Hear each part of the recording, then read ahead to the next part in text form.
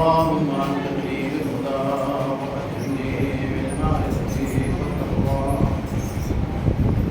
أعوذ بالله السميع العليم من الشيطان اللعين الرجيم. بسم الله الرحمن الرحيم. الحمد لله رب العالمين البارئ الخلائق أجمعين باعث الأنبياء والمرسلين، والصلاة والسلام والتحية والإكرام على خير خلقه وسيد بريته حافظ سره ومبلغ رسالة الرسول النبي الأمي المكي المدني القرشي الهاشمي الأرضي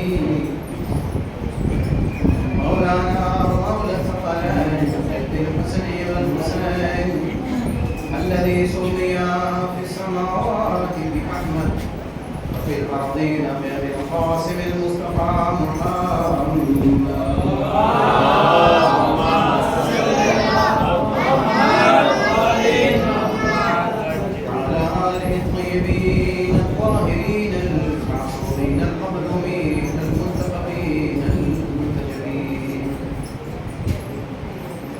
الذين قال الله فيهم إنما يريد الله ليذهب عنكم الرجس أهل البيت ويطهركم تطهيرا.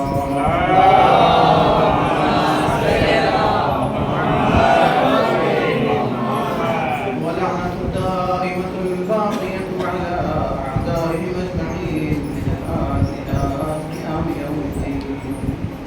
أما بعد فقد قال الله الحكيم في كتابه المبين وهو أصدق الصادقين وقوله الحق.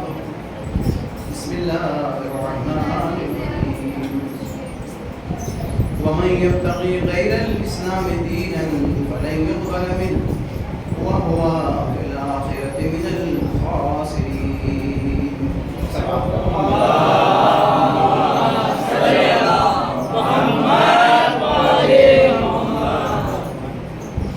گزارش ہے کہ عاشق علی، فاروق علی، یاسین اصغر علی، زینب اصغر علی، مشرا مبارک علی اور دیگر مرحومین کے لیے ایک مرتبہ سورہ حمد کی مرتبہ ان کے روح کو حساب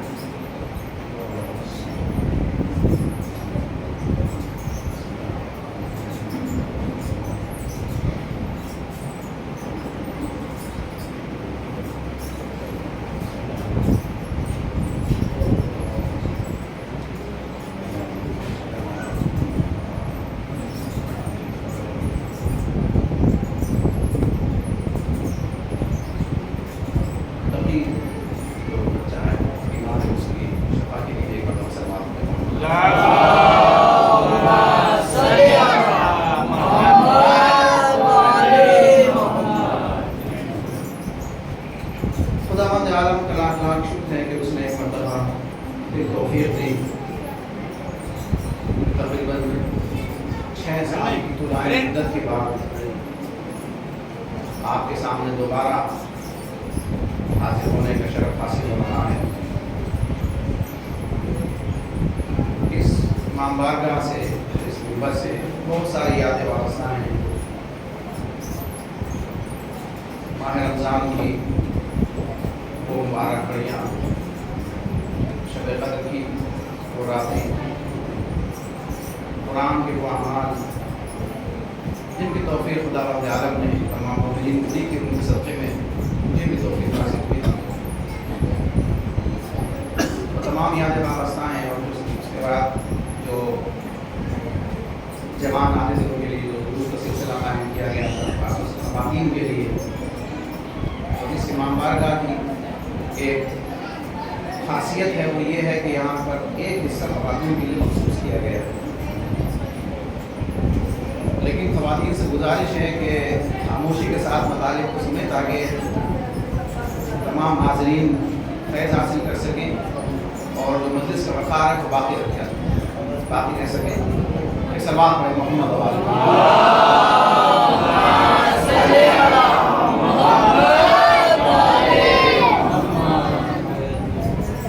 جس آیہ کریمہ کی تلاوت کا شرف حاصل کیا، ایک صلوات پڑھیں محمد و آل محمد۔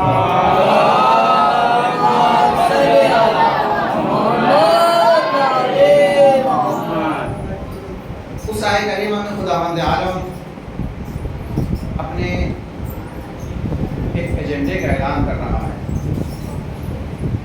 اور بالکل واضح طور پر تمام لوگوں کے لیے یہ بات واضح فرما رہا ہے کہ وَمَن يَبْتَغِ غَيْرَ الْإِسْلَامِ دِينًا فَلَن يُقْبَلَ مِنْهُ، اگر کوئی بھی شخص دین اسلام کے علاوہ کسی اور دین کی خواہش کرے گا، فَلَن يُقْبَلَ مِنْهُ، وہ دین اس سے ہرگز قبول نہیں کیا جائے گا، وَهُوَ فِي الْآخِرَةِ مِنَ الْخَاسِرِينَ، اور ایسے افراد کہ جو دین اسلام کے علاوہ کسی اور دین کی خواہش کریں گے، کسی اور دین کو لے کر کے خدا کی بارگاہ میں حاضر ہوں گے، تو وہ قیامت میں خاسرین اور گھاٹا اٹھانے والوں میں سے ہوں گے۔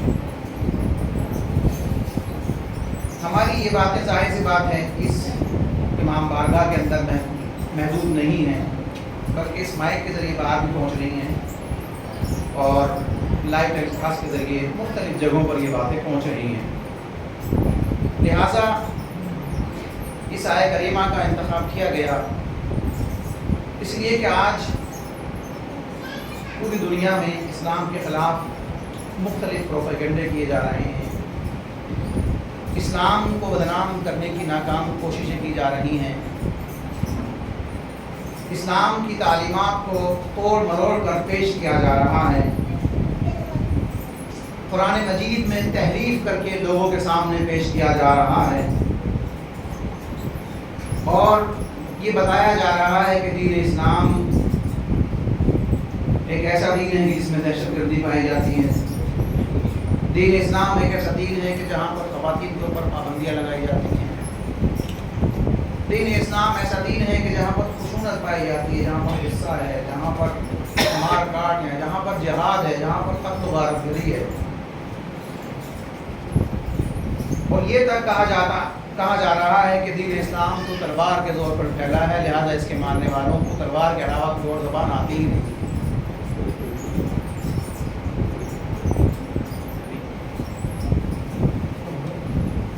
صلوات محمد و آل محمد۔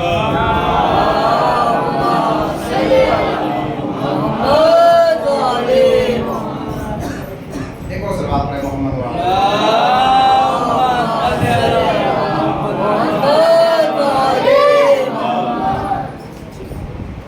اور افسوس کی بات یہ ہے کہ ہم ممبروں سے جب ائمہ علیہ السلام کا ذکر کرتے ہیں، خاص طور سے امام علی علیہ السلام کا ذکر کرتے ہیں،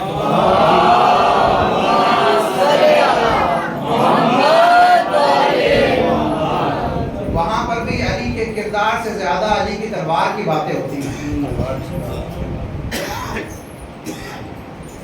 اور یہ جملہ بھی یہاں پر عرض کر ہی دوں،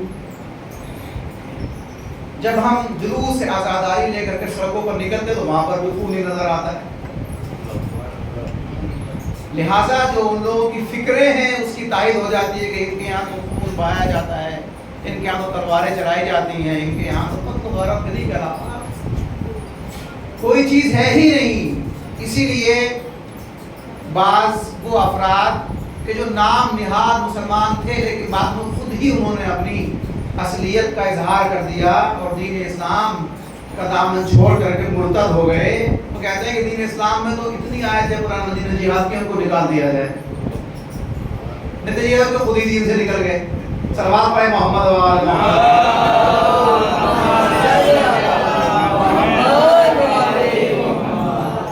لہٰذا ضرورت ہے کہ دین اسلام کو جو اس کی حقیقت ہے اس طریقے سے لوگوں کے سامنے پیش کیا جائے. خدا نے جو کہا ہے کہ میں صرف دین اسلام کو قبول کروں گا، اس کے علاوہ کوئی دین قبول نہیں کروں گا. کیوں آخر؟ کیا خدا کوئی پارٹی بازی کرتا ہے؟ وہ کہتا ہے چونکہ میں نے بھیجا ہے اس دین کو؟ نہیں عزیزو، جو مسیحیت ہے، عیسائیت، وہ بھی خدا نے بھیجی ہے. جو مذہب یہودیت ہے، جو اصل مذہب یہود ہے، وہ بھی خدا نے بھیجا ہے. اس کے علاوہ جو دین ابراہیم ہے، مختلف شریعت، وہ بھی خدا نے بھیجی ہیں. خدا نے مختلف کتابیں بھیجی ہیں. پھر آخر یہ کیوں اعلان کر رہا ہے کہ میں صرف اور صرف دین اسلام قبول کروں گا، اس کے علاوہ کسی اور دین کو تم سے قبول کروں گا ہی نہیں؟ تو آخر غور کرنا ہوگا. اور عزیزو، اس کے لیے ہم کو قرآن مجید کی تلاوت کرنا ہوگی، قرآن مجید کو سمجھنا ہوگا، اور پہلے خود ہم کو دین کو سمجھنا ہوگا، اس کے بعد اس دین کو لوگوں تک پہنچانا ہوگا. لیکن عزیزو، مشکل یہی ہے کہ ہم دین اسلام اور قرآن کو سمجھنے کے بجائے، سمجھنا تو بہت دور کی بات ہے، ہمارے جوان آج کل قرآن کو پڑھنا بھی نہیں جانتے. ایک بڑی ٹریجڈی ہے، بڑی مشکل ہے، اور ایک ایسی حقیقت اس کو بیان کرتے ہوئے ہم کو شرم بھی محسوس ہوتی ہے. لیکن کیا کیا جائے عزیزو؟ رسول اکرم صلی اللہ علیہ وآلہ وسلم نے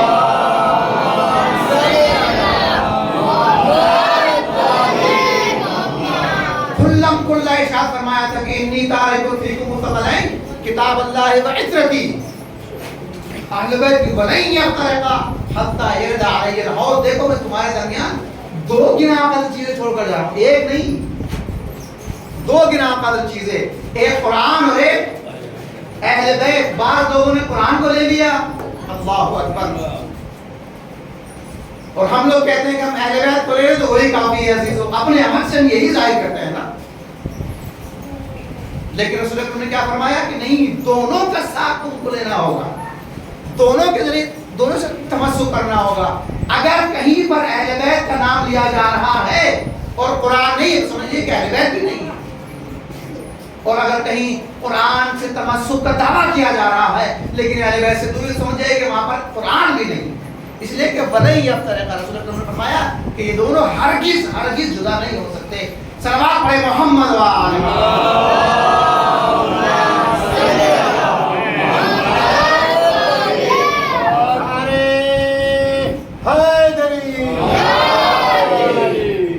اس لیے کہ جہاں جہاں پر قرآن ہے وہاں پر اہل بیت ہے، اور جہاں جہاں پر اہل بیت ہے وہاں پر قرآن ہے. یہ تو وہ ہستیاں ہیں کہ جو بظاہر اس دنیا سے جانے کے بعد بھی، سر و تن میں جدائی ہونے کے باوجود بھی قرآن سے جدا نہیں ہوتی ہیں ہستیاں. اللہ اکبر. چاہے وہ گہوارے میں ہو، وہاں پر بھی رسول اکرم کی آغوش میں آ کر کے قرآن کی تلاوت کر کے بتایا جاتا ہے کہ ہم قرآن سے جدا نہیں ہیں. اور سر نیزے کے اوپر بلند ہونے کے باوجود بھی قرآن کی آیت کی تلاوت کر کے بتایا جاتا ہے کہ ہمارا سر تن سے جدا ہو سکتا ہے لیکن ہمارے زبان سے قرآن کی آیتوں کو جدا نہیں کیا جا سکتا. صلوات پڑھے محمد و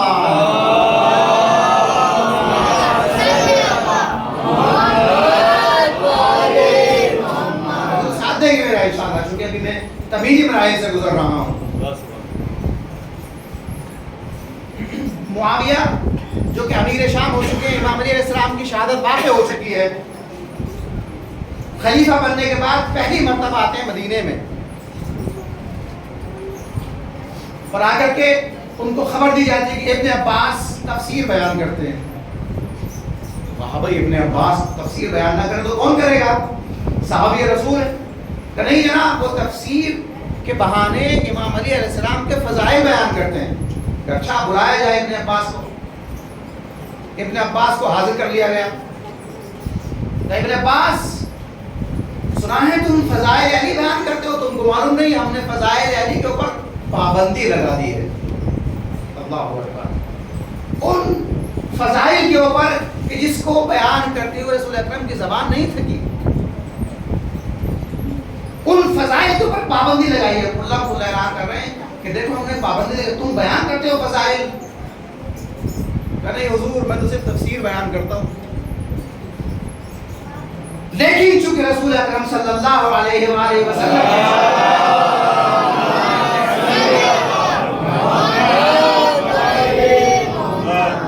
من فسر القرآن برأیہ فلیتبوأ مقعدہ من النار، جو شخص قرآن مجید کی تفسیر کو اپنی مرضی سے بیان کرے گا گویا وہ اپنے لیے جہنم میں ٹھکانہ آمادہ کر رہا ہے۔ لہٰذا میں جو جس طریقے سے رسول اکرم نے بیان کی تفسیر اسی طریقے سے بیان کرتا ہوں۔ کہ اچھا بتاؤ تم کس طرح بیان کرتے ہو؟ کچھ آیتیں ہم کو بھی سناؤ، کیا سناتے ہو؟ کہ میں پڑھتا ہوں عما یتساءلون عن النبأ العظیم، سورہ نبأ 30ویں پارہ کا پہلا سورہ۔ اے رسول، یہ لوگ سوال کرتے ہیں کہ جو قرآن مجید میں خدا نے کہا ہے کہ وقفوہم انہم مسئولون، ان کو ٹھہرایا جائے، ان سے سوال کیا جائے گا۔ رسول یہ پوچھتے ہیں کہ وہ کون سی اشیاء ہیں جن کے بارے میں سوال کیا جائے گا؟ عما یتساءلون، کس چیز کے بارے میں سوال کیا جائے گا؟ عن النبأ العظیم، ان کو بتا دیجئے کہ جو نبأ عظیم ہے، جو عظیم خبر ہے، اس کے بارے میں سوال کیا جائے گا۔ پھر لوگ مجھ سے پوچھتے ہیں کہ نبأ عظیم کیا ہے؟ تو اگر میں یوں کہوں کہ نبأ عظیم سے مراد امام علی ہے تو میں نے رسول کے مطابق تفسیر بیان کی، لیکن اس کے خلاف بیان کروں تو جھوٹ ہو جائے گا اور میں اپنے آپ کو جہنم کے حوالے نہیں کر سکتا۔ صلوات پڑھیں محمد و آل محمد۔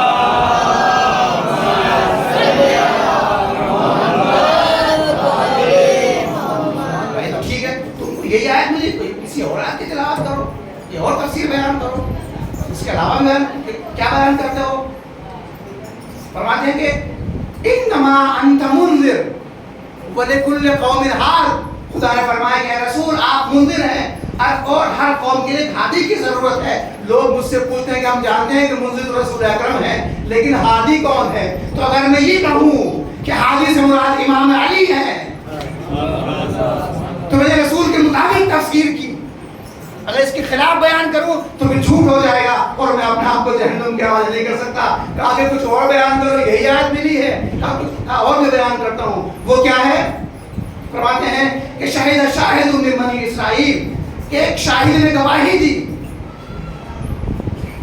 ایک شاہد نے گواہی دی، اور یہ شاہد قرآن مجید میں دین اسلام میں دیتا وہ شاہد کون ہے؟ کہ اگر میں کہوں کہ وہ شاہد علی ابن ابی طالب ہے تو میں رسول کے مطابق تفسیر بیان کر رہا ہوں۔ کہ یہ آیت میں کچھ اور بیان کرو، اور بیان کرتا ہوں انما ولیکم اللہ ورسولہ والذین آمنوا الذین یقیمون الصلاۃ ویؤتون الزکاۃ وهم راکعون، تمہارا ولی اللہ ہے اور وہ صاحبان ایمان ہے۔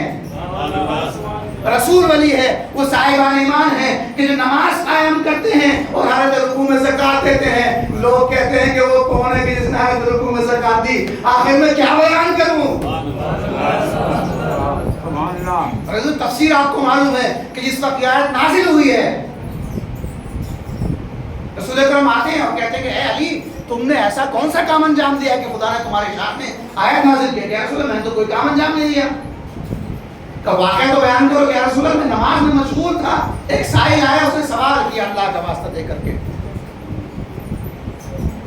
میں نماز کی حالت میں تھا، میں نے انتظار کیا کوئی اور صدقہ دے دے تاکہ چلا جائے، کسی نے صدقہ نہیں دیا، میں نے اپنے ہاتھ کے انگلی کی طرف اشارہ کر دیا، سائل آیا انگوٹھی لے کر کے چلا گیا۔ کہ تمہارے اس عمل کی وجہ سے خدا بندہ نے آیت نازل۔ اب یہ بات مشہور ہوئی جناب، مشہور ہوئی تو لوگوں نے سوچا کہ ہم بھی یہ کام کریں تاکہ ہمارے سامنے کوئی آیت نازل ہو جائے۔ صلوات پڑھیں محمد و آل محمد۔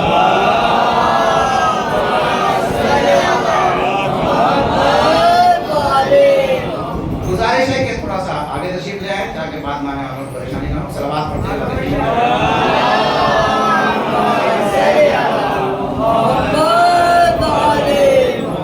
چمن چمن کلی کلی، ڈگر ڈگر گلے گلے، مشہور امام زمانہ صلی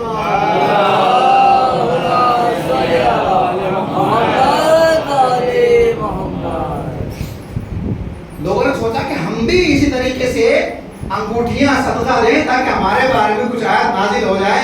لہذا تاریخ میں لکھا ہوا ہے کہ 40 دن تک انگوٹھیاں نماز میں دیتے رہے۔ اب مجھے نہیں معلوم کہ وہ ایک ہی انگوٹھی تھی کہ روزانہ دے رہے تھے، اور سائل کو سیٹ کیا ہوتا ہے کہ جب تک آیت نازل نہ ہو انگوٹھی واپس کر دے گا، جس دن نازل ہو جائے انگوٹھی تمہاری ہو جائے گی۔ شاعر کہتا ہے کہ حیدر کی ہمسری میں جو فیاض بن گئے ان کی نماز بھی گئی انگشتری کے ساتھ. سلام پر محمد.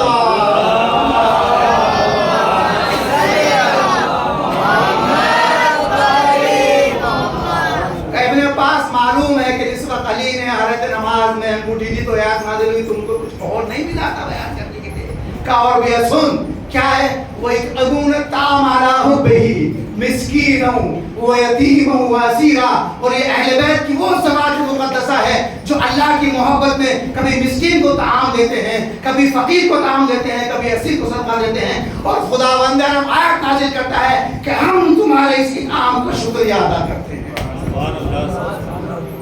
ابن عباس مجھے معلوم ہے کہ اس وقت امام حسن اور امام حسین مریض ہوئے تھے. اہل بیت نے منت مانی تھی کہ شفا حاصل ہوگی تو روزے رکھیں گے. روزہ رکھنے کے بعد سائل آیا، کبھی مسکین بن کر، کبھی فقیر بن کر، کبھی اسیر بن کر. اور اہل بیت نے خدا کی محبت میں انما نطعمکم لوجہ اللہ، ہم اللہ کی وجہ سے، اللہ کے لیے خلوص نیت کے ساتھ یہ طعام دے رہے ہیں. وہ یطعمون الطعام ولا نريد منكم جزاء ولا شکورا. تم سے نہ کوئی ہم کو شکریہ کی تمنا ہے اور نہ ہی کوئی جزا چاہتے ہیں. آج ایک ذرا سے کوئی کام دیتے ہیں 10 مرتبہ ذکر کرتے ہیں، صرف 10 جگہ جب تک ذکر نہ کر لیں اس وقت ہم سن کرے جناب فلاں صاحب آئے تھے، اب کیا کیا جائے، جتنا بس پڑتا تھا انہیں دے دیا گیا مختلف بہانوں سے. لیکن عزیزو روایت میں وارد ہوا ہے کہ جب انسان راہ خدا میں کوئی کام انجام دیتا ہے اور چھپا کر کے وہ عمل انجام دیتا ہے تو خدا اپنے فرشتوں کو حکم دیتا ہے کہ اس کے عمل کا ثواب عام عمل سے 70 گنا زیادہ لکھ دیا جائے. 70 گنا اگر کوئی شخص چھپا کر کے راہ خدا میں خیرات کرتا ہے. اور اگر وہ کہیں ایک مرتبہ تذکرہ کر دے کہ جناب فلاں صاحب آئے تھے، اب کیا کیا جائے، ضرورت تھی، اگر ذکر کر دیا ایک مرتبہ، خدا کہتا ہے کہ اس کے ثواب کو مٹا کر کے ڈیلیٹ کر دیجیے اس کو، اور وہی ایک جو معمولی عمل ہوتا ہے اس کا ثواب لکھ دیا جائے. اور اگر اس کے بعد بھی کوئی بیان کر دے تو خدا کہتا ہے کہ اس کے عمل سے ثواب لکھ کر کے گناہ لکھ دیا جائے ریاکاری کا. لہذا عزیزو اہل بیت علیہ السلام کی ذات مقدسہ ہمارے لیے سیرت ہے، نمونے عمل ہے ہمارے لیے. تو جب ہم یہ آیت پڑھتے ہیں تو صرف فضائل بیان کرنے کی نیت سے نہ ہو بلکہ سیرت پر عمل کرنے کی غرض پائی جاتی ہو. صلوات پڑھے محمد و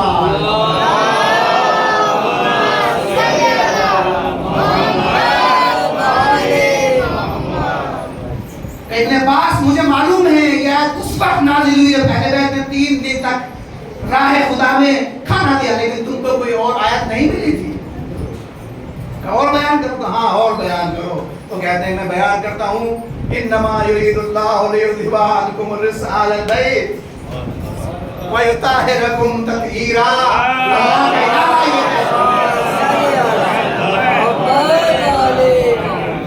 اللہ کا ارادہ یہ ہے اہل بیت تم کو اس طرح پاک و پاکیزہ رکھے کہ جیسا پاک رکھنے کہا کہ لوگ مجھ سے پوچھتے ہیں کہ وہ اہل بیت کون ہے. اگر میں کہوں کہ وہ فاطمہ ہیں، ان کے بابا ہیں، ان کے شوہر ہیں اور ان کے بچے ہیں تو میں نے رسول کے مطابق تفسیر کی ہے. اگر اس کے خلاف بیان کروں تو میں جہنم نہیں خرید سکتا اپنے لیے. عزیزو بڑی آسانی سے آپ نے سن لیا ذکر اور بہت پڑھتے ہیں حدیث کے ساتھ، لیکن کبھی اس کے متعلق پر غور کرنے کی کوشش کی ہے ہم نے. رسول اکرم حالت ذوق میں آتے ہیں نا وہاں پر کہ میں ذوق محسوس کر رہا ہوں.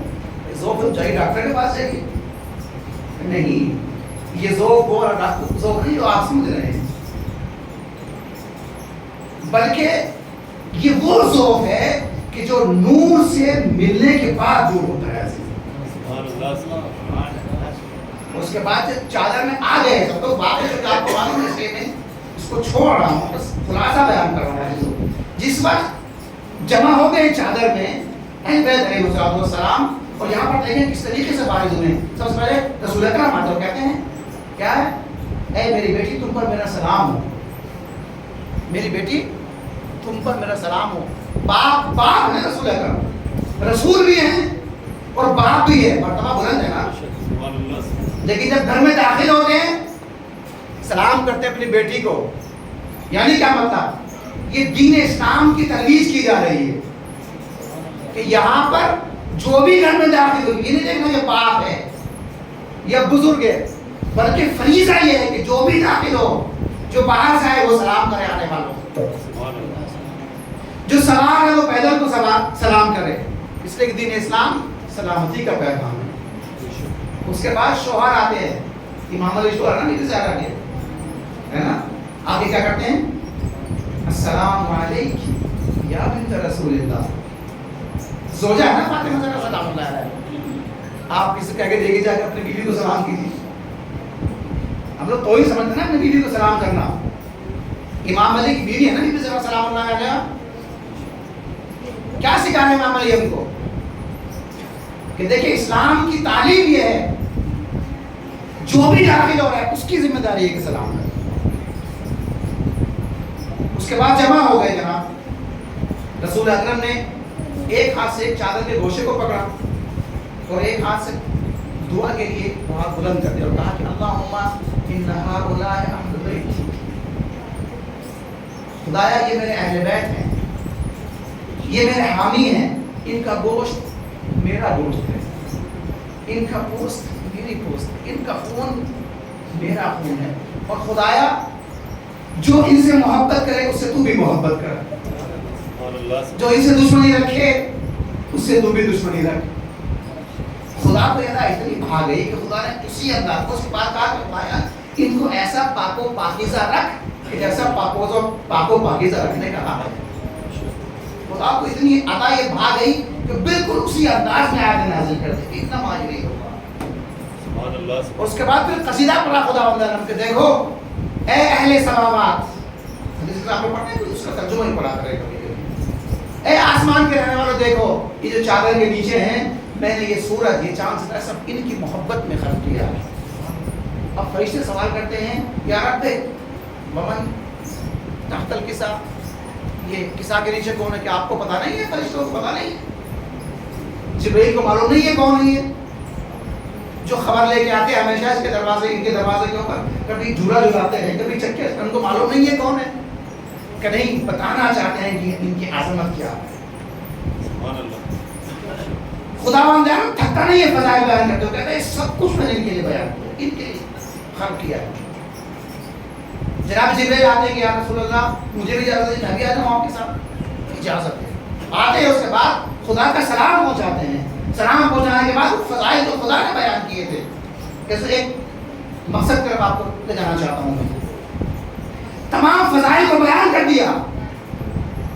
رسول اکرم بیان کر رہے ہیں, کس سے بیان کر رہے ہیں, یا علی ہے نا, کہتے ہیں یا علی, اے علی آگاہ ہو جاؤ, آگاہ ہو جاؤ کہ خدا نے ہمارے لیے یہ فضائل بیان کیے ہیں. اب امام علی فرماتے ہیں کہ یا رسول اللہ یہ تو ہمارے فضائل بیان ہو گئے, دیکھیں نا کتنی محبت ہے. یا علی یا رسول اللہ ہمارے فضائل تو بیان ہو گئے, لیکن اس کا ہمارے چاہنے والوں کو کیا ہوگا. خدا کہتا ہے اے اہل بیت ہم نے تمہارے لیے پوری دنیا خلق کی ہے, یہ آسمان اس کے اندر جو چاند ہیں ستارے ہیں سورج سب کچھ تمہارے لیے خلق کیا ہے, یہ زمین اس کے اندر جو کچھ بھی ہے, سمندر اس کے اندر چلتی ہوئی کشتیاں سب تمہارے لیے خلق کیا ہے. علی کہتے ہیں کہ یا رسول اللہ ہمارے چاہنے والوں کے لیے کیا ہے, مان جائیے کتنا چاہتے ہیں, کتنی محبت ہے. اس لیے فرماتے ہیں کہ دیکھو ہمارے چاہنے والوں کے لیے یہ ہے کہ جہاں جس بس میں یہ ذکر کیا جائے گا وہاں پر ملائکہ نازل ہوں گے, ان کے اوپر رحمت اور مغفرت نازل ہوگی, یہاں تک کہ وہ متفرق نہ ہو جائیں. ایک مرتبہ یہ پھر دیکھ رہے ہیں کہ یا رسول اللہ یہ تو دنیا کی, یہ تو آخرت کی, دنیا میں کیا ملے گا میرے چاہنے والا. پھر فرماتے ہیں کہ یا علی, بار بار یا علی کہنا ہے رسول اللہ, کہتے ہیں نا یا علی کہنا شرک ہے. آئیے دیکھیے رسول اللہ کے اوپر یہ فتویٰ لگائیے یا علی حیدری خیبری خوشنود सलमान।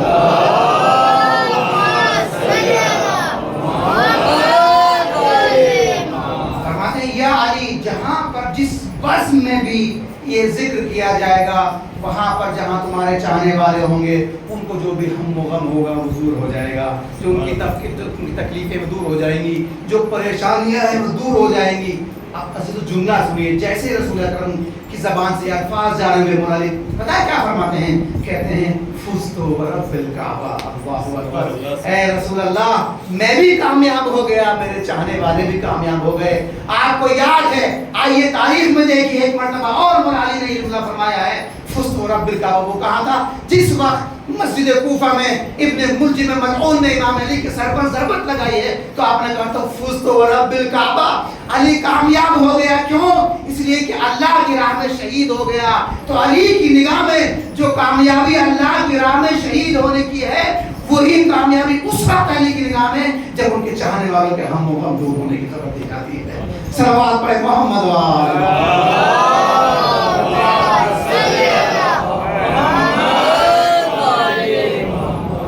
पास मुझे मालूम है कि ये आयत तो उस वक्त नाजिल हुई कि जब रसूल अकरम दाखिल हुए बीबी ज़हरा के घर में, और ये वहाँ पर चादर के नीचे आ गए, उस वक्त नाजिल। लेकिन तुमको कुछ और नहीं मिला था, इसी को बयान करते हो।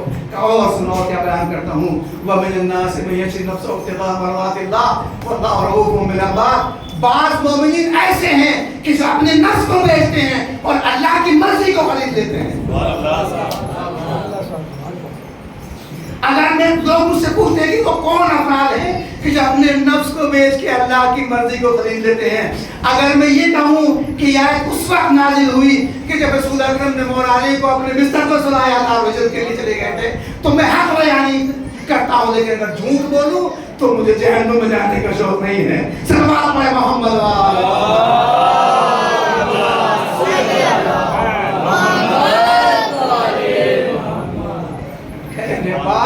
ये तो शब हिजरत का वाक़या है, कुछ और बयान करो, कुछ और तफसीर बयान करो।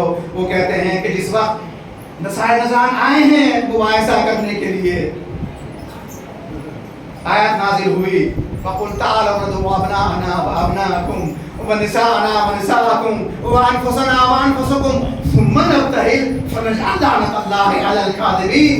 देखो, अगर ये बहस तुमसे करना चाहते तो इनसे कह दो कि तुम अपनी ख़वातीन को ले आओ, तुम अपने बच्चों को लाओ, तुम अपनी ख़वातीन को लाओ, तुम अपने नफ्सों को लाओ। हम अपनी ख़वातीन को लाते हैं, हम अपने बच्चों को लाते हैं, हम अपने नफ्सों को लाते हैं। लोग मुझसे पूछते हैं कि ख़वातीन में किसको लेकर के गए, बच्चों में किसको लेके गए, नफ्सों में किसको लेकर के गए। अगर मैं बयान करूं कि ख़वातीन में बीबी ज़हरा को लेकर के गए, बच्चों में हसन हुसैन को लेके गए और नफ्सों में अली को लेके गए, तो मैं रसूल खुदा के मुताबिक तफसीर बयान करता हूँ। अगर इसके कुछ अलावा कुछ और बयान करूँ तो मैं गलत बयान से काम लेता हूँ।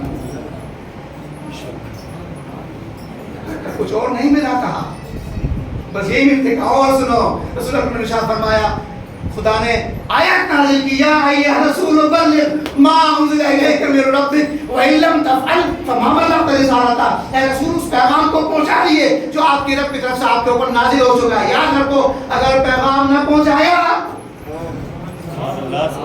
तो गोया रिसालत का कोई काम ही अंजाम नहीं दिया। अजीजों, तो ये आयत वो है कि ये समझा रही है कि तारे रिसालत एक तरफ और अली की रिसालत का ऐलान एक तरफ। अगर रसूल अली की विलायत का ऐलान ना करे तो उनकी रिसालत बेकार हो जाएगी। तो अगर कोई शख्स अली की विलायत को कबूल ना करे तो उसका दीन कैसे कामिल हो सकता है। सलावत पढ़े मोहम्मद।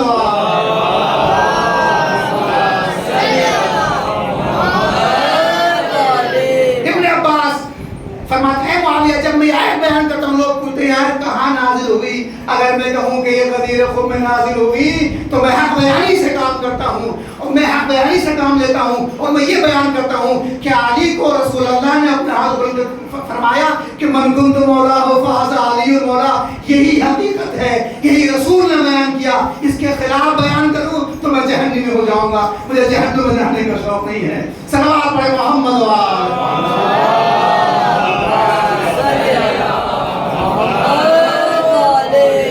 मालूम है ये गदीर के मिंबर की बात है, तुमको जोड़ना मिला, तुमको यही मिला था। कहा नहीं, सुन, अल-यौम अकमलतु लकुम दीनकुम व अतममतु अलैकुम निअमती व रदीतु लकुम इस्लाम दीना।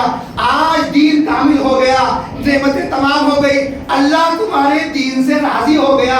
ए मुआविया, اگر میں یہ بیان کروں کہ یار اس وقت نازل ہوئی جب علی کو مولا بنا دیا گیا تو دین بھی مکمل ہو گیا، نعمت تمام ہو گئی، تو میں حق بیانی سے کام لیتا ہوں، میں رسول خدا کی فرمائش کے مطابق تفسیر بیان کرتا ہوں، اس کے خلاف بیان کروں تو جھوٹا ہو جاؤں گا۔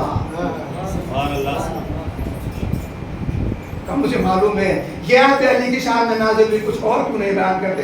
کہا سن میں یہ بیان کرتا ہوں، سأل سائل بعذاب واقع للکافرین لیس لہ دافع، ایک سائل نے سوال کیا ایک ایسے عذاب کا جو کافرین کے لیے ہے، اس کا کوئی دفاع کرنے والا نہیں ہے۔ اے معاویہ سن، یہ آیت اس وقت نازل ہوئی جو لوگ مجھ سے پوچھتے ہیں کس کے بارے میں نازل ہوئی، وہ کس کے بارے میں نازل ہوئی؟ وہ سائل کون تھا جس نے عذاب کا مطالبہ کیا؟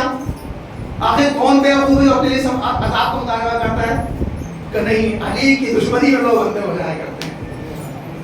جس وقت مولا کائنات رسول اللہ اکرم نے خدا کے حکم سے ولی بنا دیا، مولا بنا دیا، تو آتا ہے نعمان بن فہری اور کہتا ہے کہ یا رسول اللہ آپ نے کہا نماز پڑھو، ہم نے نماز پڑھی، آپ نے کہا اللہ کو مانو، ہم نے مانا، آپ نے کہا جنت ہے جہنم ہے، ہم اقرار کرتے گئے، آپ نے کہا روزہ رکھو زکات دو، ہم نے سب کچھ قبول کر دیا، پھر بھی آپ کو سکون نہیں ملا، آپ نے اپنے بھائی کو ہمارا حاکم بنا دیا۔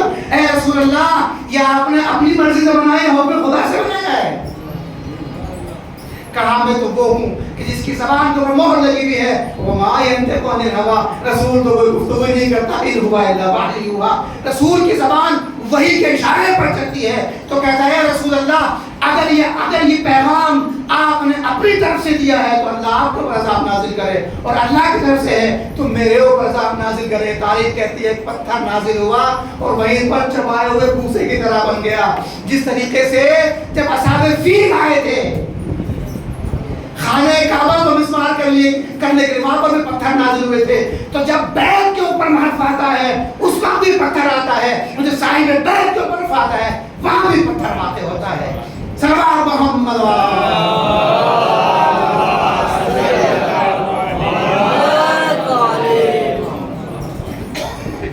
کہتا ہے مجھے سب معلوم ہے کہ علی کے بارے میں تم کچھ اور بیان نہیں کرتے، تم بتاؤ میں کیا بیان کروں گا۔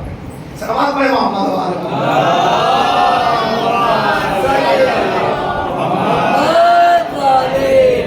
تم ہی بتاؤ کہ میں کیا بیان کروں۔ بہت سوچا تو کہتے ہیں یہ کیوں نہیں بیان کرتے کہ اذا زلزلت الارض زلزالہا، جس وقت زلزلہ آئے گا، وہ اخرجت الارض اثقالہا، اور زمین اپنے سیکڑوں کو اپنے خزانہ سے نکال دے گی۔ اس آیت کو کیوں بیان نہیں کرتے؟ کہا اتفاق سے میں یہ کو بیان کرتا ہوں۔ اللہ اکبر۔ جب بھی میں اس آیت کو بیان کرتا ہوں تو رسول تو لوگوں کو، مدینے کے لوگوں کو وہ واقعہ یاد آ جاتا ہے کہ جب مدینے میں زلزلہ آیا، لوگ گئے امام علی کے پاس، امام علی گھر سے باہر آئے، اپنے پیر سے زمین پر ٹھوکر مار کے کہا کہ تراب، تجھے ابو تراب حکم دیتا ہے کہ خاموش آ جا۔ اب جب بھی میں اس آیت کو بیان کرتا ہوں لوگوں کو علی یاد آ جاتے ہیں۔ صلوات پڑھے محمد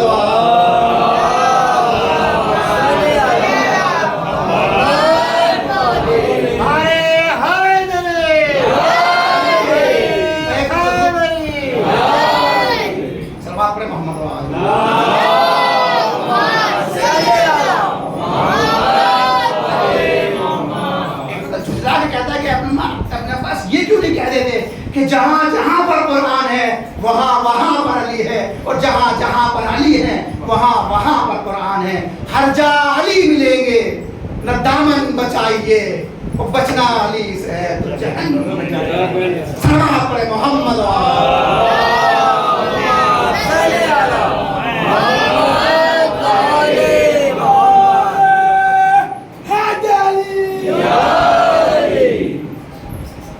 مجید میں ہر جگہ علی ہے۔ عزیزو مقصد کیا ہے کہنے کا؟ مقصد یہ ہے کہ جہاں جہاں پر اہل بیت ہیں وہاں وہاں پر قرآن ہے، اور جہاں جہاں پر قرآن ہے وہاں وہاں پر اہل بیت علیہ السلام ہے۔ عزیزو اگر ہم یہ دعویٰ کرتے ہیں کہ ہم اہل بیت سے متمسک ہیں، ہم علی کے چاہنے والے ہیں، تو ہم کو ان آیات کے اوپر غور کرنا ہوگا، ہم ان آیات کی تلاوت کرنا ہوگی، چونکہ غور کرنے سے پہلے تلاوت کرنا ضروری ہے، اور تلاوت کرنے کے لیے قرآن مجید کو سیکھنا ضروری ہے۔ عزیزو اپنے بچوں کو قرآن کی تعلیم دیجیے، کہیں ایسا نہ ہو کہ ہم دعویٰ کرتے رہے ہیں کہ ہم علی والے ہیں، علی کہہ دیں، آج اگر پوچھنے کے قرآن پڑھنا جانتے ہو نہیں جانتے ہو تو ہماری آنکھیں شرم سے جھک نہ جائیں۔ یہ قرآن وہ ہے، یہ قرآن وہ ہے کہ جس نے اہل بیت علیہ السلام کا جگہ جگہ پر تذکرہ کیا۔ اگر قرآن نہیں پڑھیں گے تو پھر اہل بیت کی معرفت کیسے حاصل کریں گے، خدا کی معرفت کیسے حاصل کریں گے؟ لہٰذا قرآن کی تعلیم کو عام کریں، قرآن کی تفسیر کو عام کریں، قرآن مجید میں غور و فکر کریں، اس کے معانی میں دقت کریں، اس کے ترجمے کے اوپر دقت کریں کہ قرآن کیا بیان کرنا چاہ رہا ہے، اہل بیت کے فضائل کس طرح بیان کر رہا ہے اور اہل بیت کی سیرت کس طریقے سے بیان کر رہا ہے۔ دین اسلام کچھ نہیں ہے سوائے قرآن اور اہل بیت کے۔ جو کچھ دین اسلام میں ہے وہ سب کچھ قرآن میں ہے، اور قرآن کو اگر سمجھنا ہے تو اہل بیت کے در کے اوپر آنا پڑے گا۔ چونکہ اہل بیت کے در سے دور ہو گئے اس لیے اسلام کی مختلف تفسیریں ہونے لگی۔ کہتے ہیں کہ دین اسلام دہشت گردی کا مذہب ہے۔ آئیں ذرا علی کی سیرت کو اٹھا کر کے دیکھیں۔ امام علی کیا فرماتے ہیں؟ امام علی علیہ السلام جو تلوار کا اتنا بڑا دھنی ہے علی کہ زمانے کا کوئی بھی پہلوان علی کے سامنے ٹک نہ سکا۔ عزیز ہو موقع ملتا ہے انشاءاللہ کبھی تفصیل سے بیان کروں گا۔ جس کی تلوار کے بارے میں، جس کی ایک ضربت کے بارے میں رسول اللہ نے فرمایا کہ ضربت علی یوم الخندق افضل من عبادت الثقلین، علی کی تلوار کی ایک ضربت دو عالم کی عبادتوں کے اوپر بھاری ہے۔ جب علی کی تلوار کو دیکھتے تو اتنی فضیلتیں ہیں، اتنا شجاع، اتنا بہادر، لیکن جب علی کی سیرت کو دیکھتے ہیں عزیزو کہتے ہیں تلوار آئی ذرا دیکھیے کیا فرماتے ہیں امام علی؟ فرماتے ہیں کہ اگر مشرق میں ایک یہودی عورت کے پیر سے پازیب چھین لی جائے ظلم کے ذریعے اور مغرب میں کوئی شخص اس غم سے مر جائے تو بات میں جانے گا۔ دین اسلام کو لوگ دہشت گردی کا مذہب کہتے ہیں۔ آتے ہیں لوگ امام علیہ السلام کے پاس اور کہتے ہیں یا علی فلاں لوگ اتنے دھوکے بازی سے لوگوں کو اپنی طرف کھینچ رہے ہیں، وہاں پر تلوار بھی ہے، وہاں پر سروزہ جواہر بھی ہیں، آپ کے پاس حکومت ہے، آپ ان لوگوں کو پیسے دے کر کے اپنی طرف ملائیے۔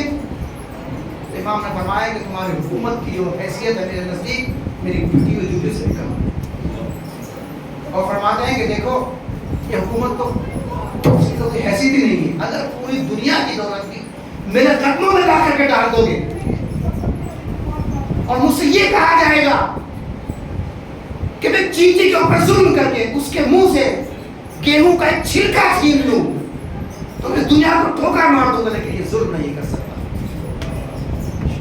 دین اسلام اس دین کا نام ہے، دین اسلام اس علی کی محنتوں کا نام ہے کہ جو بیواؤں کے بچوں کو اپنی گود میں لاتا ہے، بیواؤں کے گھروں میں جا کر ان کا تنور روشن کرتا ہے علی۔ آپ کہتے ہیں علی تلوار چلائی علی، علی کی عبادتوں کو دیکھ لو۔ ایک شخص آتا ہے بی بی زہرا کے پاس، کہتا ہے کہ بی بی زہرا علی دنیا سے گزر گئے، کہ تم نے علی کو کہاں دیکھا؟ کہ میں نے دیکھا کہ بچے تو پڑے ہوئے ہیں، ان کا بدن ایسا خشک لکڑی۔ فرمایا کہ گھبراؤ نہیں، عبادت خدا میں علی کی اکثر یہ حالت ہو جائے گا، اکثر یہ حالت ہو جائے گا، یہ علی کی عبادت ہے۔ علی کا عدل انصاف کیا ہے؟ علی کا عدل انصاف یہ ہے کہ علی کہتے ہیں کہ ظلم ایک ذرہ برابر ظلم برداشت نہیں کر سکتا علی میں۔ تم مجھے موت سے ڈراتے ہو، تم مجھے حکومتوں کے چھن جانے سے ڈراتے ہو، یہ حکومت تو ہمارے غلاموں کی جاگیر ہے۔ میں خدا کے مقابلے میں، دین اسلام کے مقابلے میں نہ مجھے دولت کی پرواہ ہے نہ مجھے حکومت کی پرواہ ہے، میں تو خدا سے یہ کہتا ہوں کہ خدایا میں تیری عبادت تیری جنت کے شوق میں نہیں کرتا ہوں، تیرے جہنم کے خوف سے نہیں کرتا ہوں، بلکہ تجھے اہل عبادت پا رہا ہوں، تیرے سامنے ستا میں سر جھکا دیتا ہوں۔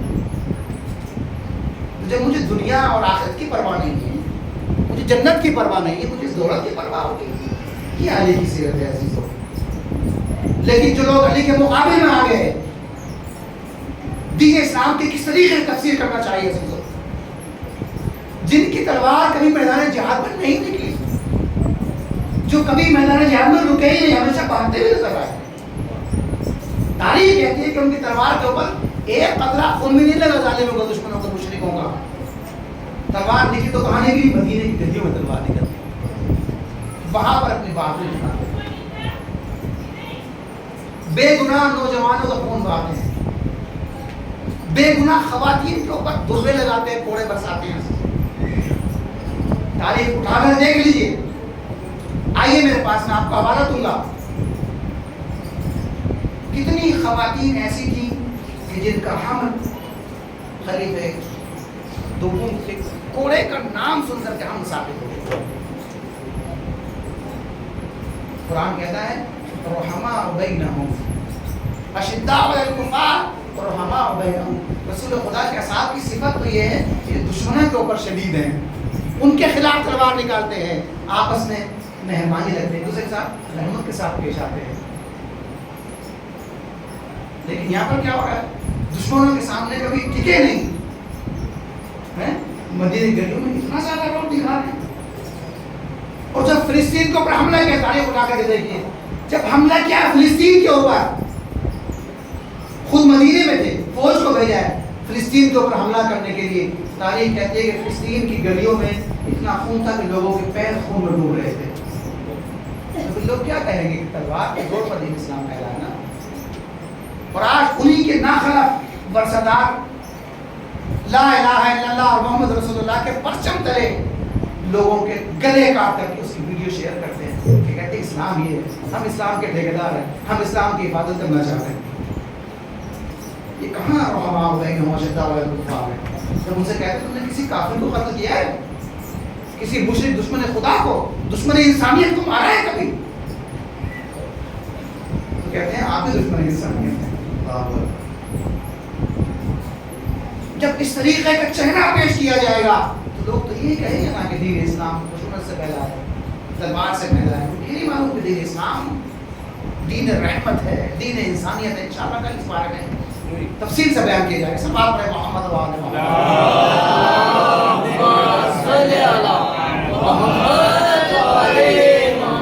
ایک اور سب آپ رہے محمد و آل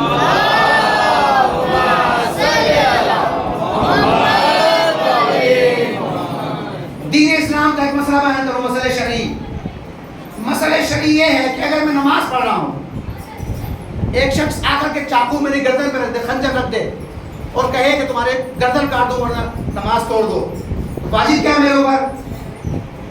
نماز توڑ دو. کوئی شخص گلے پر خنجر رکھ کے کہے کہ روزہ توڑ دو، کھا لو، میرے اوپر فریضہ کیا ہے؟ کہ میں روزے کو توڑ دوں، اپنی جان بچا لوں. وہی پر دین اسلام کہتا ہے کہ ایک شخص میرے گلے پر خنجر رکھے، ایک خنجر میرے ہاتھ میں دے اور کہے کہ میں تمہارا گلا کاٹ دوں گا یا تم اس شخص کا گلا کاٹ دو. دین اسلام کیا کہتا ہے؟ کہ میں اپنی جان بچا لوں. یہاں پر نماز کی اہمیت یہ ہے کہ اگر نماز قبول نہیں، کوئی عمل قبول نہیں. نماز انسان کی معراج ہے. اس کے بارے میں کہا گیا ہے کہ اپنی جان کے لیے نماز کو چھوڑ دو.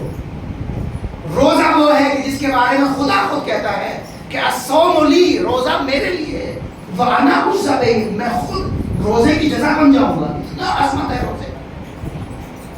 ماہ رمضان بیان کیا ہے روزے کے سبب کے بارے میں، اتنا عظیم ہے روزے کا ثواب.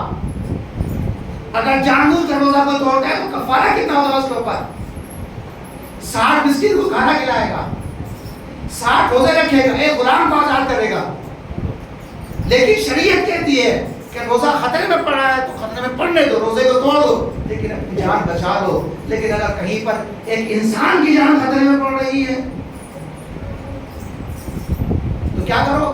روزہ بھی چھوڑ دو، نماز بھی چھوڑ دو، لیکن اپنی جان بچانے کا حق نہیں ہے. یہ نہیں کہا کہ سامنے والا ہندو ہے، مسلمان ہے، سنی ہے، کچھ نہیں کہا گیا. کوئی انسان اگر ہے، دین اسلام دین انسانیت، دین اسلام انسانیت سکھانے کے لیے آیا ہے. دین اسلام انسان کو انسان بنانے کے لیے آیا ہے. میں نماز پڑھنے جا رہا ہوں، نماز کا ٹائم بہت کم ہے، روزہ بھی رکھے ہوئے ہوں. روزے کی حالت میں اپنا سر پانی میں ڈبونے سے کیا ہوتا ہے؟ روزہ باطل ہو جاتا ہے. حج کے لیے بھی میں جانے والا ہوں, میرے جیب میں میرا پاسپورٹ بھی رکھا ہوا ہے, ٹکٹ بھی رکھا ہوا ہے, ویزا سب کچھ موجود ہے. میں نے دیکھا کہ ایک شخص جو پانی میں گر گیا, مجھے تیرنا بھی آتا ہے, اگر جاؤں گا اس کو بچانے کے لیے میری نماز قضا ہو جائے گی, روزہ بھی چلا جائے گا, پاسپورٹ میرا خراب ہو جائے گا, حج پر بھی نہیں جا سکوں گا. اسلام کہتا ہے اگر تم نے اس کو بچا سکتے تھے اور نہیں بچایا, نماز پڑھنے لگے نماز بھی باطل, روزہ رکھے ہوئے روزہ بھی باطل, حج کو چلے گئے حج کا بھی ثواب نہیں ملے گا, گناہ ملے گا. واجب ہے کہ نماز کو بھی چھوڑو, روزے کو بھی توڑو, حج کی بھی فکر نہ کرو, اس انسان کو بچاؤ. دین اسلام انسان کو زندگی دینے کے لیے آیا ہے, انسان کو موت دینے کے لیے نہیں آیا ہے. دین اسلام اس دین کا نام ہے کہ جہاں پر خدا بھی یہ کہتا ہے کہ ہمارا کام یہ ہے کہ ہم موت سے نکال کر کے لوگوں کو زندگی عطا کرتے ہیں. اہل بیت بھی یہی بیان کرتے ہیں کہ ہم تم کو ظلمت سے نکال کر کے نورانیت میں لے جانے کے لیے آئے ہیں, ہم تم کو زندگی دینے کے لیے آئے ہیں. اب اس کے بدلے چاہے ہماری جان چلے جائے, ہمارے گلے کٹ جائے تو کٹ جائے, لیکن ہم انسانیت کو بچا کر کے رہیں گے. کیوں؟ اس لیے کہ ہم اسلام کے نمائندے ہیں, اور اسلام کیا ہے؟ اسلام دین انسانیت ہے. اسلام انسانیت سکھاتا ہے. یہی وجہ ہے کہ امام حسین علیہ السلام اپنے اہل حرم کے ساتھ آئے کربلا. لوگوں نے کہا کہ رسول اللہ کیوں جا رہے ہیں؟ آپ کو پتا ہے کہ کوفے والے کبھی وفا نہیں کرتے آپ کے ساتھ, وفا نہیں کریں گے. آپ کے بابا کو دھوکہ دے دیا, آپ کے بھیا کو دھوکہ دے دیا, کیا گارنٹی ہے کہ نہیں مجھے اسلام بچانا ہے, مجھے انسانیت بچانی ہے.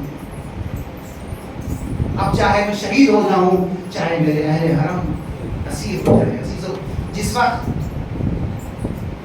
محضر شہادت رسول اکرم نے پیش کیا ہے امام حسین علیہ السلام کے سامنے کہ دیکھو بیٹا, تم کو دین بچانے کے لیے اپنی جان قربان کرنا ہوگی, امام حسین نے خاموشی سے قبول کر لیا.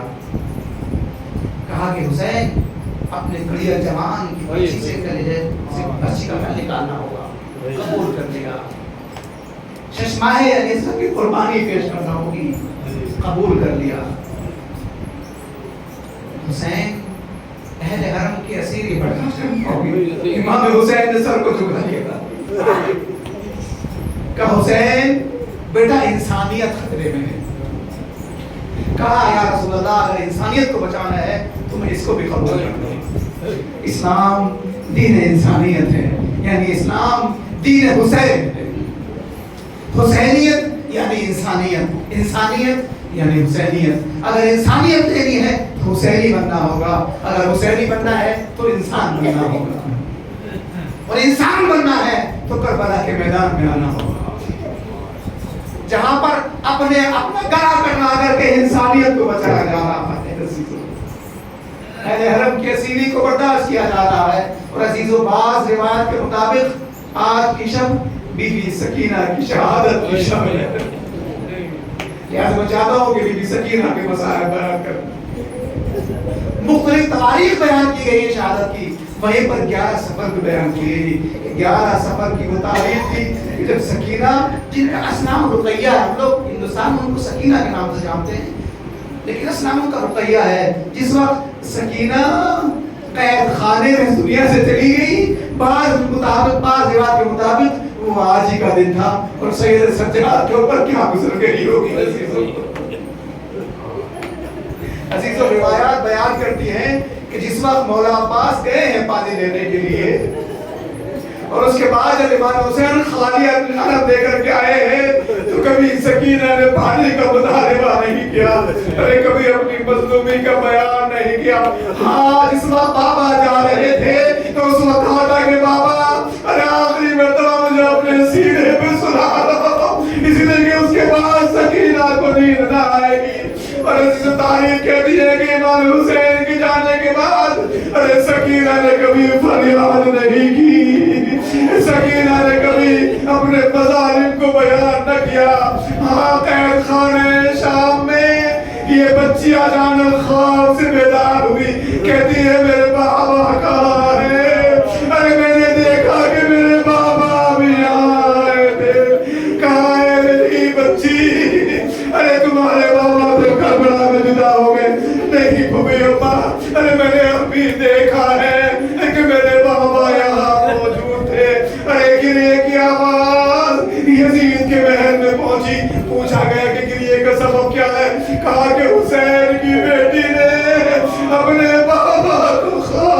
دیکھا ہے جزاکم ربکم خیر الجزا عزیزوں کریا کرو حسین کی یتیمی کو اس طرح کریا کرو کہ اس طریقے سے سکینہ کریا نہ کر سکی اپنے بابا کا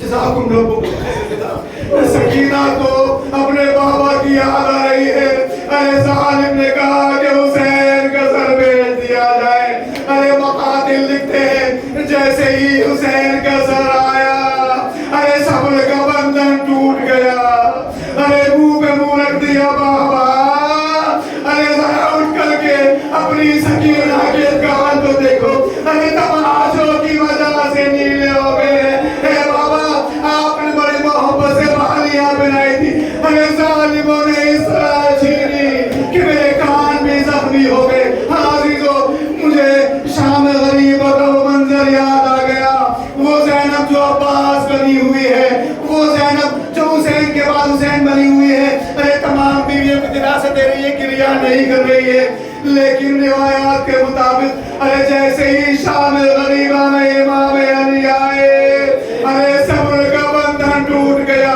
گلے میں بابا کو ڈال دیا بابا ارے اب آئے ہو بابا ارے اس وقت کہاں تھے جب علی اکبر یہ یہاں کر رہا تھا بابا اس وقت کہاں تھے جب حسین گھوڑے سے گر رہا تھا اسی طریقے سے ارے جیسے ہی سکینہ نے بابا کو دیکھا ارے صبر کا بندھن ٹوٹ گیا کریا کرنا شروع کیا لیکن کچھ ہی لمحے کے بعد کریا کی صدا خاموش ہو گئی بیویاں مطمئن ہو گئی ارے شاید سکینہ کو نیند آ گئی اب جو دیکھا تو سکینہ دنیا سے جا چکی ارے تیز خانے میں سکینہ کا ماتم بپا ہوا ایک مرتبہ غسانہ کو بلایا گیا غسل کفن کے بعد سید سجاد چاہتے ہیں کہ سکینہ کو قبر کے حوالے کرتے اللہ مقدمان کرتے ہیں ارے تو ہاتھ بلند ہوئے میری سکینہ کو میرے حوالے کر دو مجھے ایک بار پھر مدینہ یاد آ گیا امام علی ہے ارے بی بی زہرا کی میت کو لیے جنت البقیع میں حاضر ہوتے ہیں یا رسول اللہ ارے میرا سلام قبول کیجئے اپنی بیٹی کا سلام قبول کیجئے یا رسول اللہ امانت کو واپس کر رہا ہوں لیکن جب آپ نے میرے حوالے کیا نظر فاطمہ کو تو پسلیاں ٹوٹی ہوئی نہیں تھی ارے گال زخمی نہیں تھے بازو متورم نہیں تھے یا رسول اللہ معاف کر دیجیے گا ارے امانت کو اس طریقے سے واپس نہ پہنچا سکا شاید سید سجاد نے آواز دی ہو بابا جس وقت سکینہ کو حوالے کیا تھا ارے کان زخمی نہ تھے گال نیلے نہ تھے لیکن سید سجاد کیا کرے ارے ہاتھوں میں ہتھکڑیاں پیروں میں بیڑیاں گلے میں تو خارزار بابا اپنے لال کو مار